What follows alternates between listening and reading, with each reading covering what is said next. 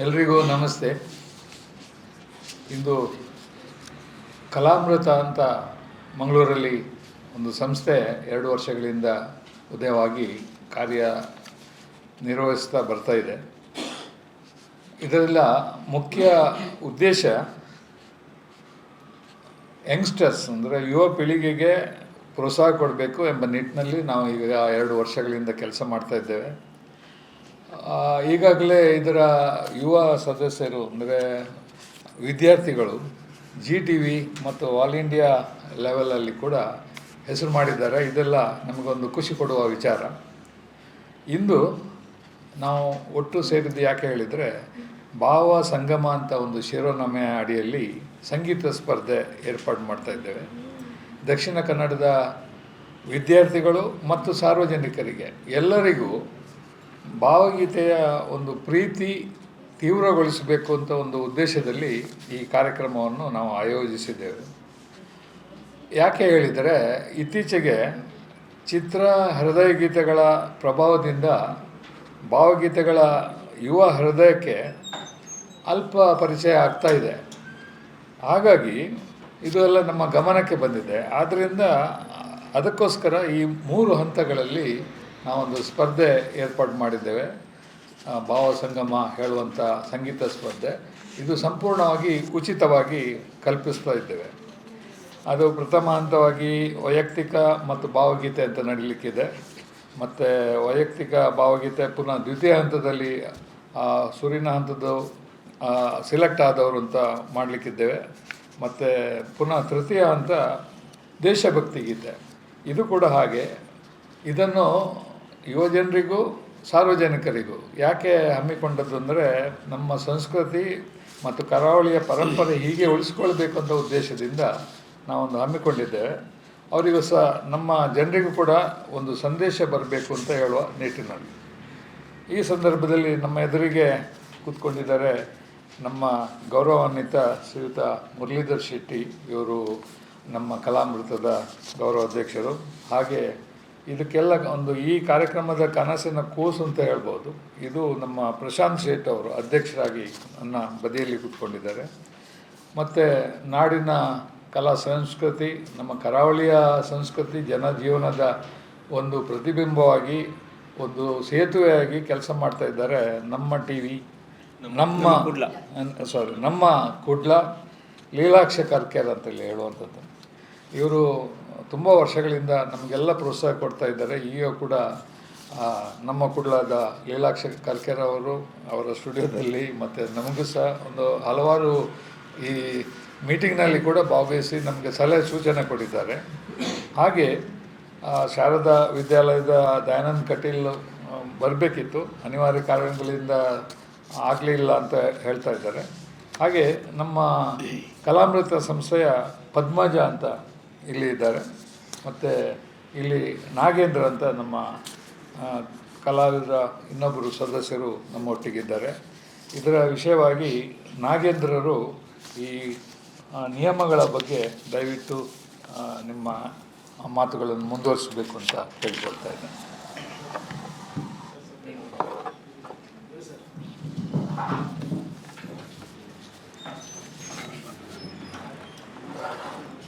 ಎಲ್ಲರಿಗೂ ನಮಸ್ಕಾರ. ನಾವು ಕರಾವಳಿ ಭಾಗದಲ್ಲಿ ಭಾವಗೀತೆಗಳಿಗೆ ಸ್ವಲ್ಪ ಕೊರತೆ ಇದೆ. ತಾವು ನೋಡಿರ್ಬೋದು, ಇತರೆ ಜಿಲ್ಲೆಗಳಲ್ಲಿ ಭಾವಗೀತೆಗಳನ್ನು ತುಂಬ ಅತ್ಯುತ್ತಮವಾಗಿ ನಡೆಸ್ಕೊಂಡು ಬರ್ತಿದ್ದಾರೆ. ನಮ್ಮಲ್ಲಿ ಇದನ್ನು ಬೆಳೆಸಬೇಕು, ಎಲ್ಲರಲ್ಲಿ ಭಾವಗೀತೆಗಳನ್ನು ನಮ್ಮ ಹೆಚ್ಚು ಎಲ್ಲರ ಜನಗಳಲ್ಲಿ ತರಬೇಕು ಮತ್ತು ಅದನ್ನು ಕೇಳಿಸಬೇಕು ಅನ್ನೋ ಉದ್ದೇಶ ಆಗಿದೆ. ಇದರಲ್ಲಿ ನಾವು ಮೂರು ವಿಭಾಗದಲ್ಲಿ ನಾವು ಸ್ಪರ್ಧೆ ನಡೆಸ್ತಾ ಇದ್ದೇವೆ. ಮೊದಲನೇದಾಗಿ ವಯಸ್ಸು 12ರಿಂದ 18 ವಯಸ್ಸಿನ ವಿದ್ಯಾರ್ಥಿಗಳಿಗಾಗಿ.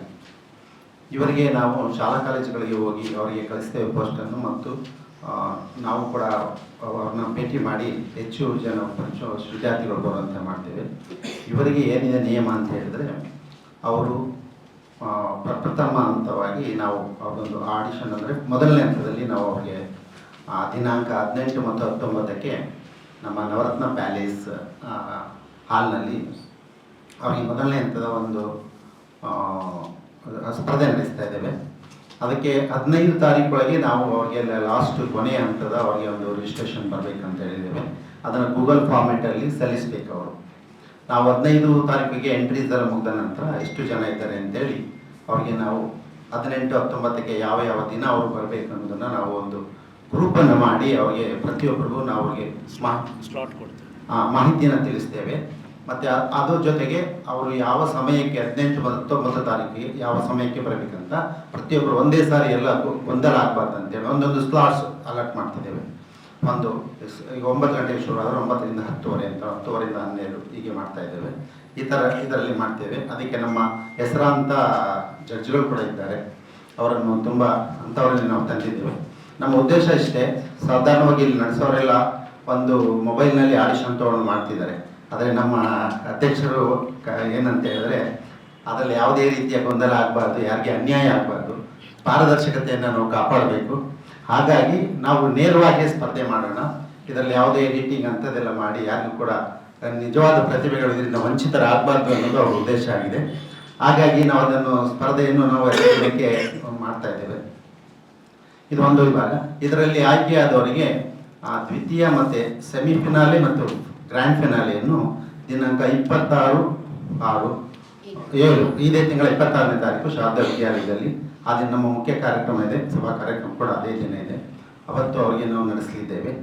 ಹಾಗೆಯೇ ಎರಡನೇ ವಿಭಾಗ, ಇದರಲ್ಲಿ 12 ವರ್ಷದ ಮೇಲ್ಪಟ್ಟ ಮತ್ತು ಓಪನ್ ಟು ಆಲ್ 12 ವರ್ಷದ ಮೇಲ್ಪಟ್ಟ ಸಾರ್ವಜನಿಕರಿಗೆ ಎಲ್ಲರಿಗೂ 18 ವರ್ಷ ಮೇಲ್ಪಟ್ಟ ಸಾರ್ವಜನಿಕ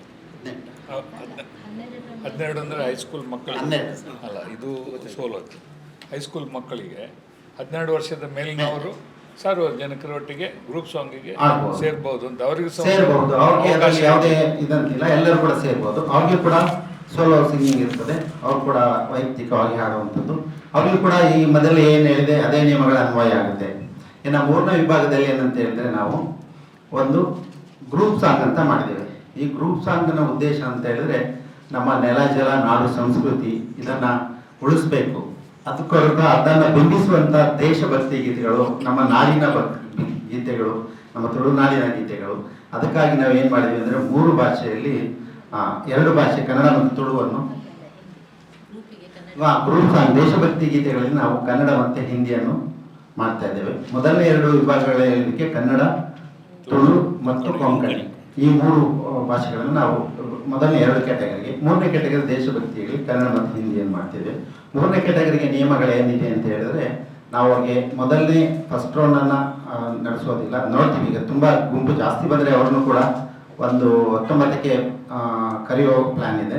ಅದು ಸ್ವಲ್ಪ ಕಮ್ಮಿ ಬಂತಂತ ಹೇಳಿದ್ರೆ ಅದೇ ದಿನ 26 ದಿನನೇ ನಾವು ಅಲ್ಲೇ ಅದೇ ಇದರಲ್ಲೇ ಅವ್ರಿಗೆ ಮೊದಲನೇ ಹಂತ ಮತ್ತು 2ನೇ ಹಂತ ನಡೆಸಲಿದ್ದೇವೆ.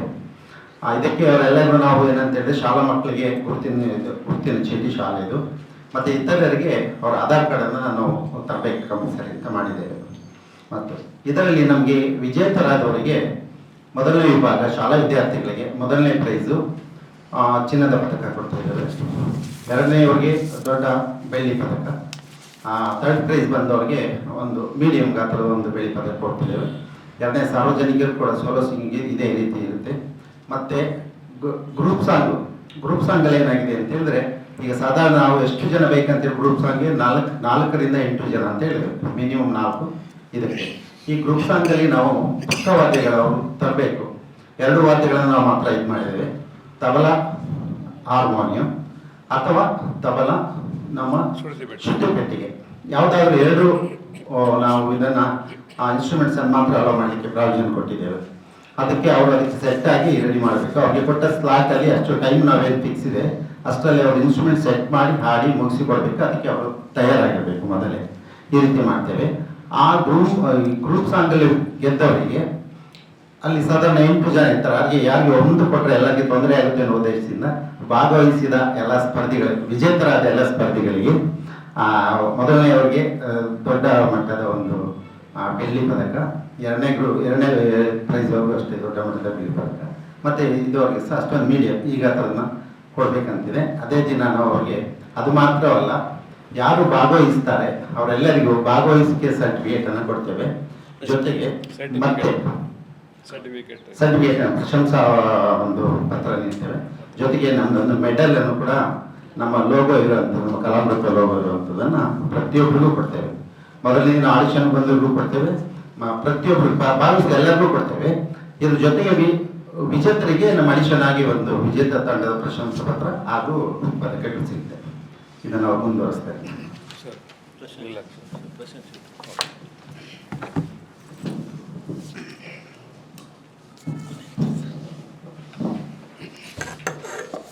ಎಲ್ಲರಿಗೂ ನಮಸ್ಕಾರ. ಇದು ಕಲಾಮೃತ ಅಂಥೇಳಿ ಒಂದು 2 ವರ್ಷ ಆಯಿತು ಈ ಸಂಸ್ಥೆಯನ್ನು ಶುರು ಮಾಡಿದ್ದೇವೆ.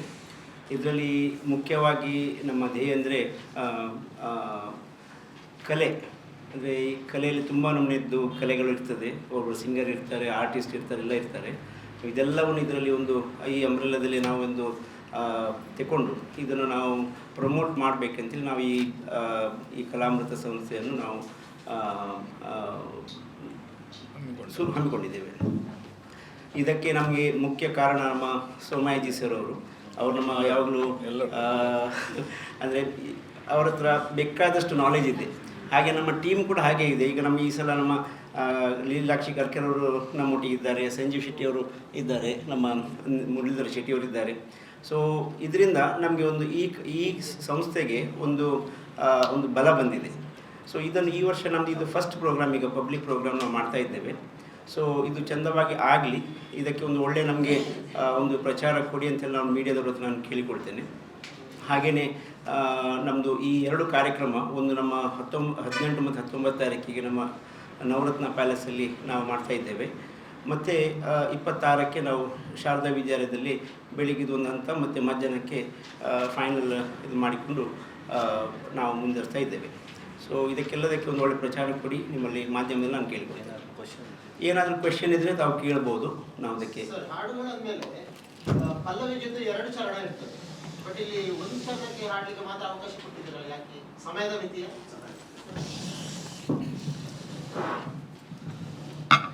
ಯಾಕೆ ಅಂತ ಹೇಳಿದ್ರೆ, ಈಗ ನಮಗೆ ಇಷ್ಟೊಂದು ಸ್ಪರ್ಧೆಗಳು ಬರ್ತಾ ಇರುವಾಗ ನಮಗೊಂದು ನಿರೀಕ್ಷೆ ಇದೆ. ಏನಂತ ಹೇಳಿದ್ರೆ, ನಾವು ಘೋಷಿಸಿದ ಬಹುಮಾನಗಳ ಒಂದು ಮಹತ್ವನೇ ಆಗಿದೆ.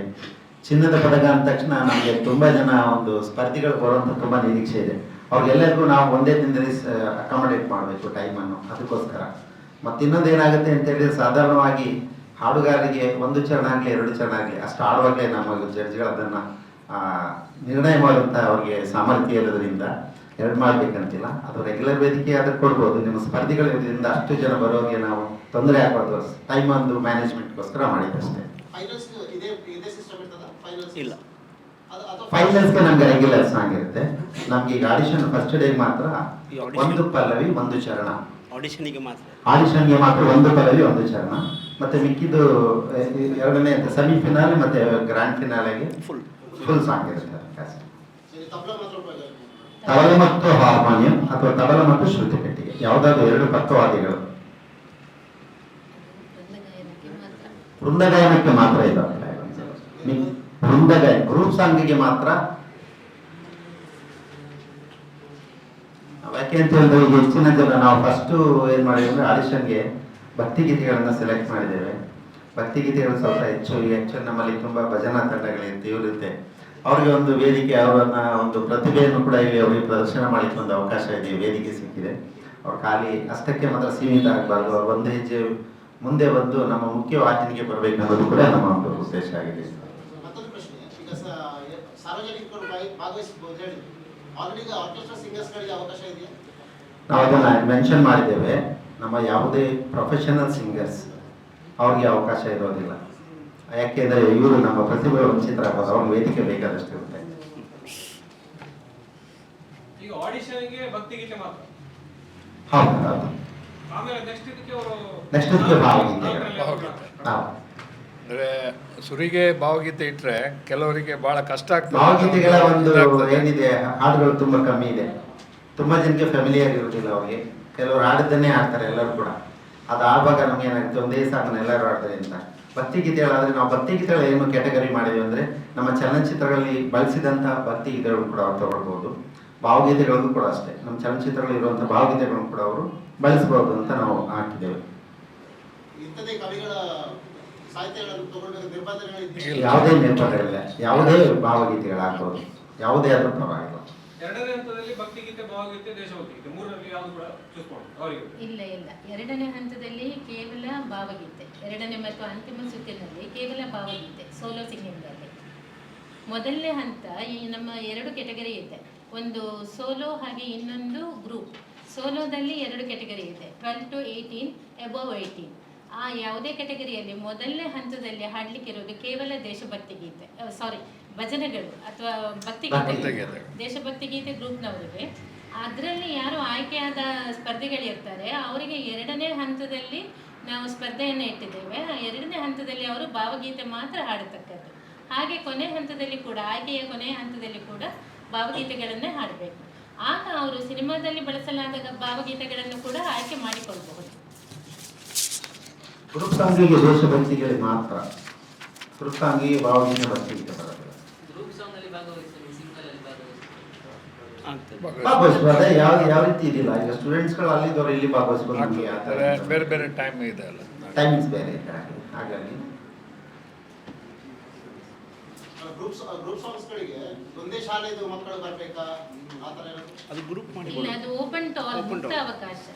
ಹಾಗೆ ಅವರು ಯಾರು ಬೇಕಾದ್ರೆ ಹೇಗೆ ಅವರ ಕರ್ಕೊಂಡು ಗ್ರೂಪ್ ತಗೊಂಡು ಬರ್ಬೋದು. ಬರ್ಬೋದು. Not restricted. ನಮಗೆ ಶಾಲಾ ವಿದ್ಯಾರ್ಥಿಗಳ ಐಡಿ ಇರಬೇಕಷ್ಟೇ, ಪರವಾಗಿಲ್ಲ. ಯಾರು ಬೇಕಾದ್ರೆ ಏಜ್ ಗ್ರೂಪ್ಗೋಸ್ಕರ ಮಾತ್ರ. Age group